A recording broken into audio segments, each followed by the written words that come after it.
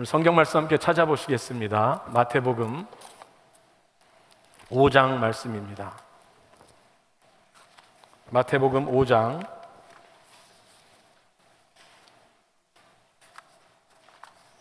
1절부터 10절까지 말씀 보시겠습니다. 지난주일부터 우리 팔복 말씀 보고 있는데 같은 본문입니다. 우리 1절 제가 읽고 다음 절 여러분이 읽고 교독하시다가 마지막 절은 같이 읽습니다. 예수께서 무리를 보시고 산에 올라가 앉으시니 제자들이 나아온지라.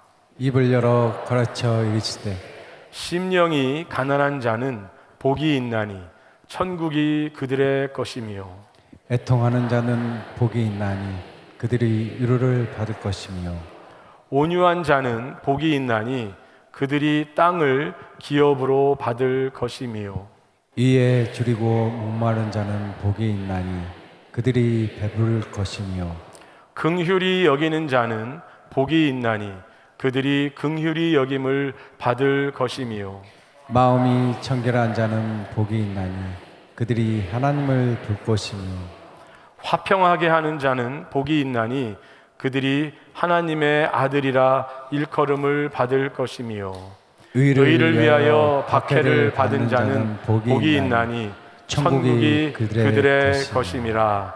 아멘.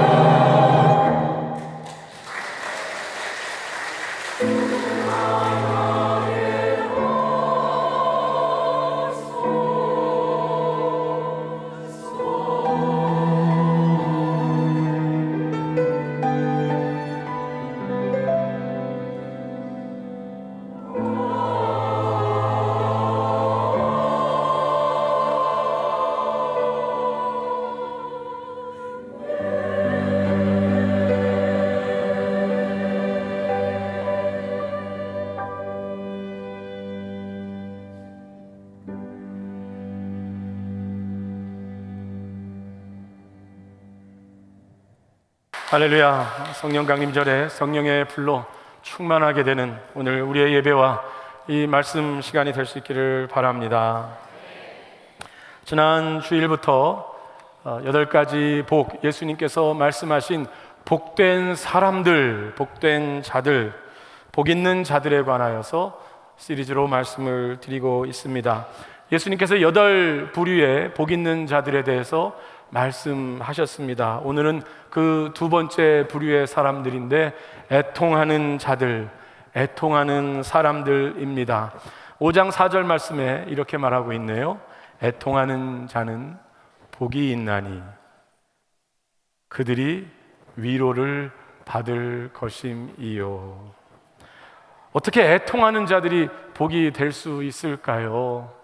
애통하는 일은 무엇인가? 삶에 어려움이 있는 것인데요, 삶에 슬픔이 있는 것인데요, 그것이 어떻게 복이 될 수 있을까요? 어쩌면 이 세상은 애통보다는 가벼운 웃음, 재미, 계속 신나는 일, 이것을 찾고 있는 것 같습니다. 그것이 더 편하고요, 그것이 어쩌면 우리로 하여금 우리의 현실을 보지 못하게 만들고 그러면서 약간의 위로가 되는 것 같습니다. 그런데 예수님은 애통하는 사람이 복이 있다고 말씀하십니다. 그런데 살펴보면 사실 우리가 그렇게 재미있는 것, 신나는 것, 웃는 것을 찾는 이유가 어쩌면 우리 인생 가운데 수많은 애통함이 있기 때문이 아닐까요? 오히려 그 애통함을 우리가 숨기기 위해서 그렇게 신나는 것, 재미있는 것을 찾고 있는 것은 아닐까요? 오늘 예수님의 말씀은 사실 모든 인생을 향하여 자신의 인생을 직면하도록 초대하고 도와주시는 말씀인 것 같습니다. 모든 삶 가운데는 삶의 어려움들이 있습니다. 환난과 고통이 있습니다. 그것이 어떻게 우리가 할 수 없는 일 가운데 생기기도 하고, 병을 겪기도 하고, 이별을 겪기도 하고, 죽음을 겪기도 합니다.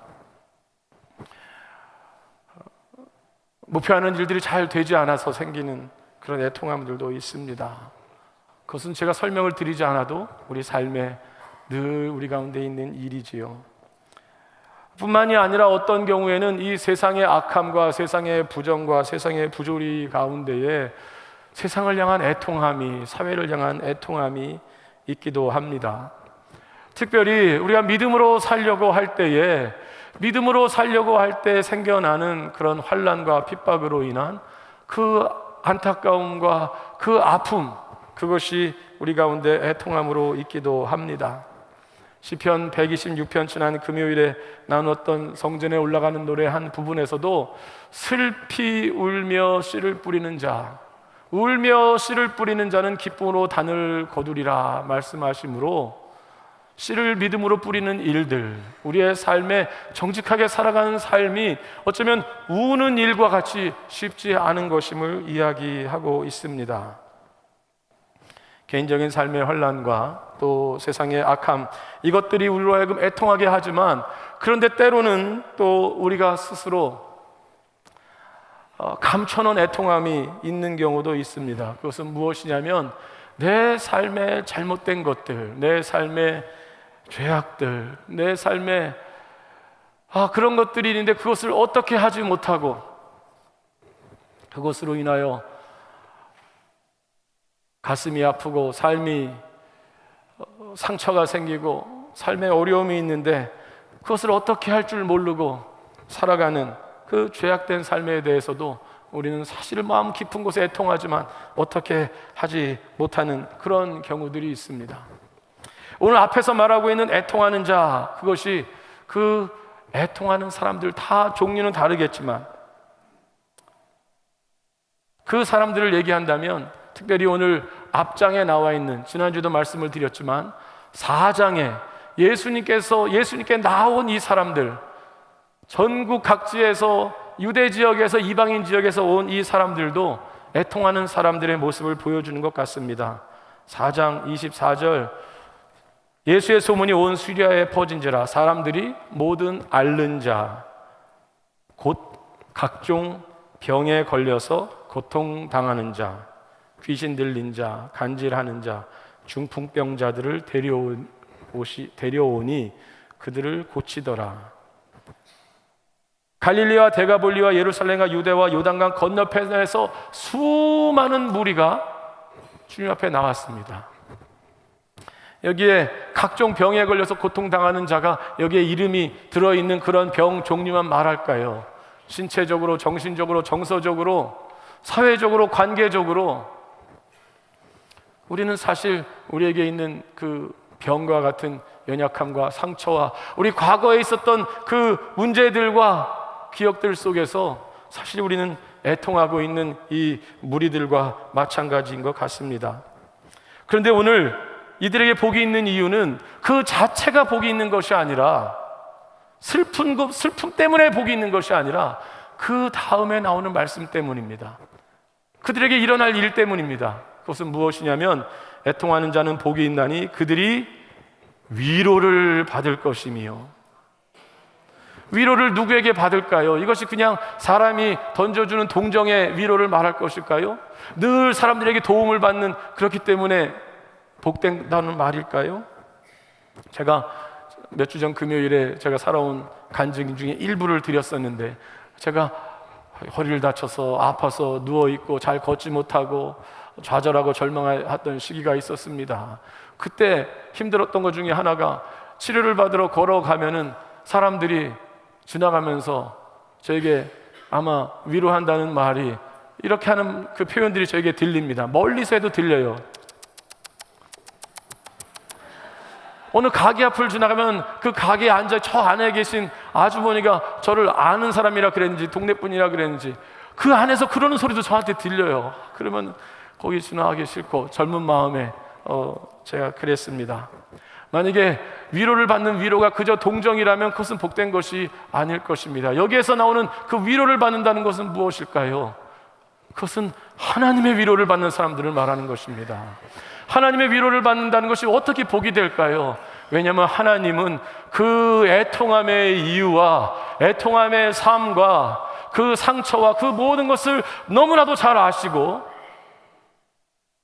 아시되 그것을 그저 동정하듯이 지적하듯이 멀리서 바라보면서 쯧쯧대는 것이 아니라 그 아픔의 삶에 함께 하시고, 오늘 그 무리들이 예수께 나오고 예수께서 그 각종 병든 자들을 고치시는 것처럼 그들 가운데 함께 하시고 그들을 아시기 때문에 그 하나님의 위로는 특별한 위로가 되는 것입니다.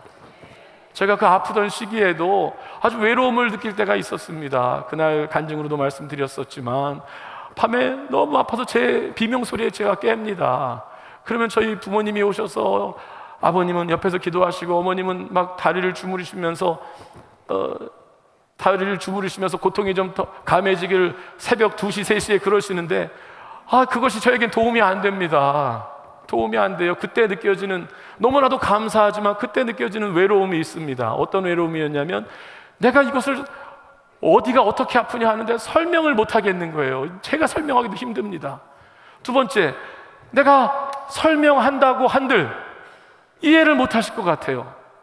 세 번째, 내가 설명을 잘해서 이분들이 이해를 한들 저한테 해주실 게 없다는 생각이 드는 겁니다. 너무너무 외로운 겁니다. 그 순간에 어머니 내 옆에 계시고 아버님이 기도를 하고 계신데 제 인생이 외롭습니다. 아픔 가운데서. 그런데 그 기간들을 지나면서 내 아픔을 아시고 내가 설명할 수 없는 것도 다 아시는 그 하나님께 내 이야기를 쏟아붓기 시작했습니다. 하나님의 임재하심, 그것이 나에게 무슨 당장 무엇이 이루어지는 것은 아니었지만 그 수많은 밤들이 하나님과 이야기하는 시간들이 됐습니다. 제 아픔을 쏟아부는 시간이 됐습니다. 저는 그 시간을 지나고 나서 이 노래가 저에겐 특별한 노래가 됐습니다. 가요로 나왔는지는 모르지만 저에게는 찬송가처럼 됐어요. 조화문의 내 아픔 아시는 당신께.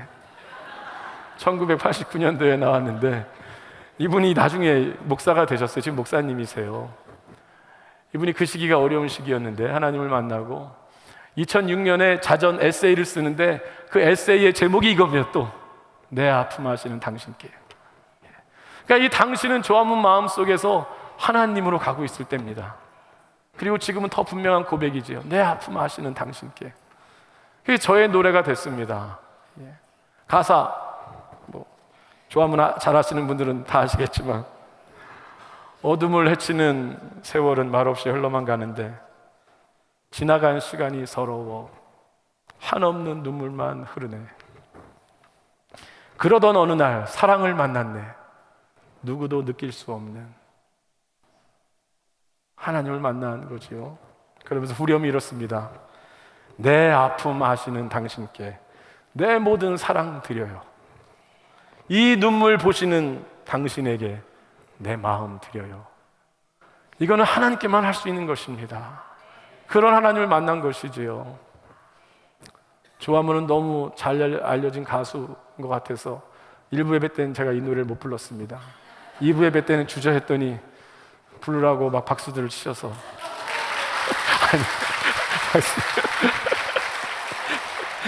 네, 그래도 겁나서 조그맣게 불렀는데 후렴, 왜냐면 제가 이 노래를 많이 불렀거든요. 제가 그 시기를 지나고 몇 년이 지나도 저는 이 노래를 부르면 그때로 돌아갑니다. 후렴 부분만 부르겠습니다. 내 아픔 아시는 당신에게 내 모든 사랑 드려요. 이 눈물 보시는 당신에게 내 마음 드려요.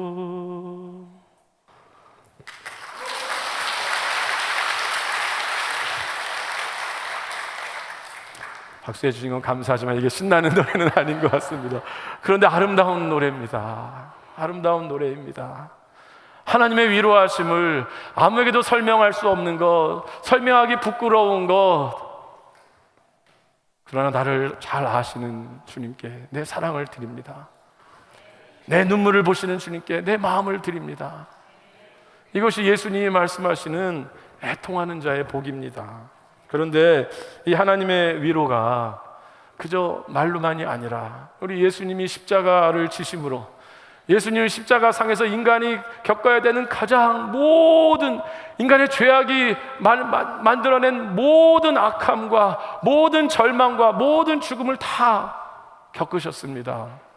십자가 상에서 사람들로부터의 비난과 조롱과 육신의 고통과 정신적인 고통과 하나님으로부터의 분리와 버려짐과 단절과 외로움과 공포와 이 모든 것을 예수님이 십자가에서 지셨습니다. 왜?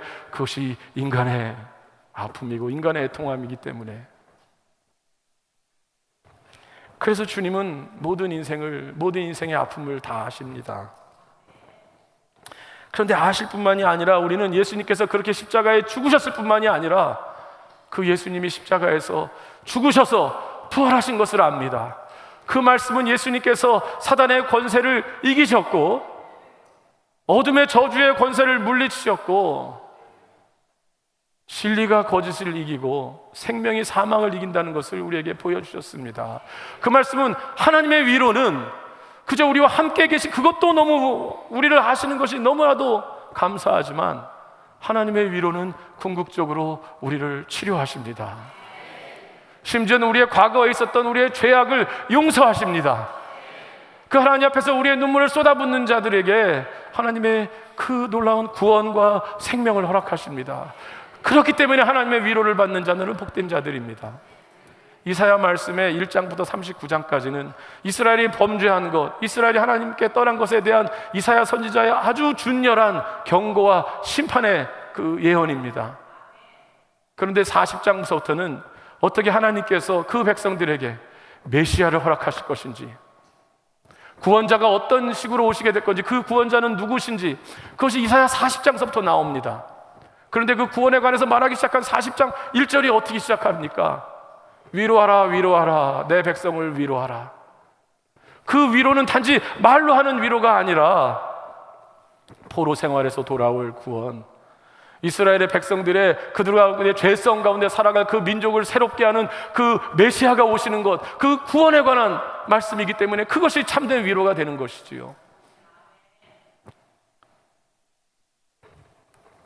핸델의 메시아 오라토리오에 그것이 이사야 40장에서 그 첫 노래가 이사야 40장에서 시작해서 요한계시록 끝까지 이 메시아 노래가 계속됩니다. 그 메시아의 그 노래의 첫 구절이 40장 1절 아닙니까? 위로하라, 위로하라. Comfort, comfort my people. 내 백성을 위로하라. 그것은 하나님이 구원을 약속하시면서 하신 위로이십니다. 그렇기 때문에 우리 하나님의 위로를 받는 사람들, 애통하는 사람들은 하나님의 임재 가운데 마음의 위로를 얻을 뿐만이 아니라 실질적인 치료와 실질적인 구원과 그것을 경험할 수 있습니다. 그런데 그 하나님의 위로와 하나님의 구원은 단지 내 과거의 삶에 있어서, 지금의 삶에 있어서 구원과 치료가 있을 뿐만이 아니라 이 죄악된 세상에 대한, 이 불의한 세상에 대한, 믿음으로 살아가면서 겪는 그 환난과 핍박에 대한, 그것에 대한 위로와 구원도 되어집니다. 요한계시록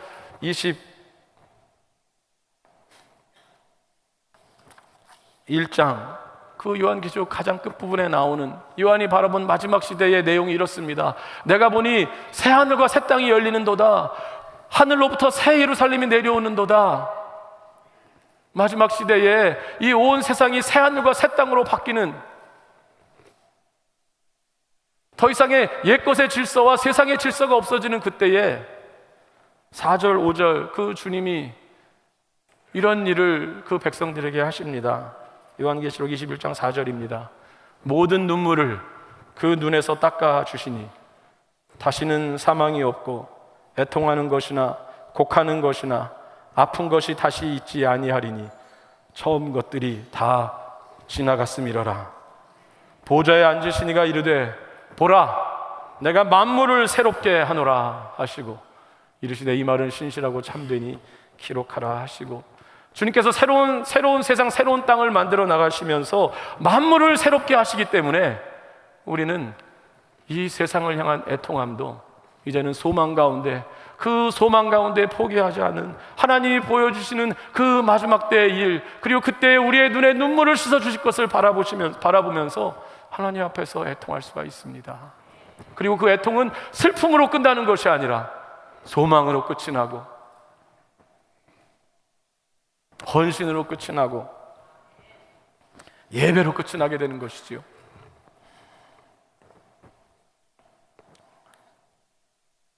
세 번째, 첫 번째가 애통하는 사람들, 두 번째가 위로하시는 하나님이라면, 그러면 우리는 어떻게 살아야 할까요? 이 말씀 속에서 우리는 어떻게 살아야 할까요? 상처 입은 치료자로 살아야 합니다. 오늘 적어도 세 가지, 서너 가지 우리의 이 말씀 속에서 우리의 실천을 우리가 다짐할 수 있으면 좋겠습니다. 첫 번째는 당연히 기꺼이 하나님 앞에서 애통하는 삶을 사시기 바랍니다. 하나님 앞에서 여러분의 아픔들을 하나님 앞에 직면하시면서 그것을 내어놓으시기 바랍니다. 애통을 피하려고 하지 말고 하나님 앞에 내어놓으시기 바랍니다. 하나님 앞에서 우시기 바랍니다. 사무엘의 엄마 한나가 엘리 제사장 앞에서 기도할 때 너무나도 슬픔 가운데 기도하는 것, 너무나도 슬픔 가운데 입만 움직입니다. 그때 엘리가 조롱하듯이 네가 술을 너무 먹지 마라 이렇게 얘기합니다. 그때 한나의 대답이 내가 심정을 하나님께 통하고 있습니다. 내 심정을 하나님께 쏟아붓고 있습니다. 그렇게 이야기합니다. 여러분은 심정을 하나님께 쏟아붓고 계십니까? 아니면 그것으로 가리고 계십니까? 그것으로 다른 데 쏟아붓고 계십니까? 다른 식으로 해결하고 계십니까? 하나님 앞에 나오시기 바랍니다. 예배에 오실 때 애통하는 마음으로 나오시고 기도의 자리에 참석하시기 바랍니다. 기도의 자리에 서셔서 하나님 앞에서 우시면서 여러분과 여러분의 영혼과 여러분의 살아온 삶과 여러분의 자녀와 여러분의 가정과 이 민족을 생각하시면서 우시기 바랍니다. 예수님께서 당신을 따라오는 십자가 상으로 십자가를 지고 가는 그 예수님이 너무나도 안 돼서 따라오는 울고 있는 여인들에게 그들을 돌아보시면서 말씀하십니다. 나를 위해 울지 말고 너와 내 자녀를 위해 울라. 너와 내 자녀를 위해 울라. 그런데 우리는 그 안에 빠져 있지 않습니다. 하나님께 우리의 심정을 쏟아붓는 가운데에 하나님의 치료하심을 받아들이시기 바랍니다. 십자가 상에서의 그 놀라운 용서를 여러분의 삶 가운데 어떻게 해결할 수 없던 것들, 그러나 하나님의 그 장엄하시고 하나님의 자비하신 용서를 믿음으로 받아들이시기 바랍니다. 그리고 우리 하나님의 구원을 받아들이시기 바랍니다. 하나님이 주께서 다시 오셔 세우실 그 나라를 붙드시기 바랍니다. 그래서 슬픔 속에 빠져 사시지 마시고 하나님 앞에 애통하지만 하나님이 주시는 소망 가운데, 하나님이 주시는 소망 가운데 살아가시기 바랍니다. 치료자로 살아가시기 바랍니다. 그런 자들이 해야 될 일들이 또 있습니다. 그것은 이제 우리 예수님께서 제자들에게 애통하는 자는 복이 있나니 저희가 위로를 받을 것이며, 그 말씀은 예수께서 그러한 삶을 사셨습니다. 예수님이야말로 모든 상처를 다 받으시고 모든 죽음과 저주를 다 감당하셔서 죽으셨지만 그분의 죽음이 우리를 치료하셨습니다. 그분의 고난당하심이 우리를 살리셨습니다. 그래서 이것을 가리켜서 헨리 나우엔이라는 기독교 심리학자는 상처 입은 치료자라고 말했습니다. 자기 자신에게도 늘 있어왔던 그 우울함과 이것을 가지고 자기가 그것을 알기 때문에, 그리고 내가 주님을 만나서 주님이 그것을 주님과 함께 그 삶을 살아가면서 내가 주님의 은혜를 받았으니 나는 이제, 나에게 상처가 있지만 나는 이제 wounded healer, 상처 입은 치료자의 삶을 살겠습니다. 그것이 그 책의 제목입니다. 상처 입은 치료자. 수많은 분들이 짧은 책 읽으셨으리라 생각을 합니다. 그것은 예수님이 그 본이 되셨다는 것이지요. 오늘 이 설교를 듣는 제자들도 자신의 위대함이라기보단 자신의 연약함으로 늘 하나님 앞에 나갈 것입니다. 이 말씀을 나중에 있게 될 초대교회 교인들 환난과 핍박 가운데 하나님께 쏟아붓는 기도를 드릴 것입니다. 그러나 그 제자들은, 그 초대교회 교인들은 이제는 상처 입은 치료자가 되어서 주변에 애통하는 사람들을 위로할 수 있게 될 것입니다. 애통하는 사람들의 삶과 함께 할 수 있게 될 것입니다. 애통하는 사람들의 삶 가운데 하나님의 치료와 예수의 용서와 예수의 구원을 전하는 사람들이 될 것입니다. 오늘 성령 강림절에 교회의 생일에 우리 이 주님의 놀라운 은혜를 받아들이십시다. 우리의 영혼 깊은 곳에, 우리 영혼에 남아있는 애통함 가운데에 주님의 은혜를 받아들이십시다. 그리고 우리가 연약하지만, 우리가 부족하지만 여러분의 삶에 겪은 그 특별한 애통함이 있다면, 여러분이 가장 잘하는 그 애통함 때문에 하나님이 그것을 사용하실 것을 알고 그것을 감추려고 하지 마시고 그것을 다른 사람을 살리는 일에 사용하실 수 있기를 바랍니다. 비슷한 어려움을 겪는 일들을 위하여서 기도하시고 비슷한 어려움을 겪는 사람들을 위하여 찾아가셔서 하나님의 위로하심과 하나님의 용서하심과 하나님의 치료하심을 전하시는 여러분 되실 수 있기를 바랍니다. 안중교회가 그런 교회로서 이 땅 가운데, 이 세대 가운데 서갈 수 있기를 간절히 축원하며 헌신합니다.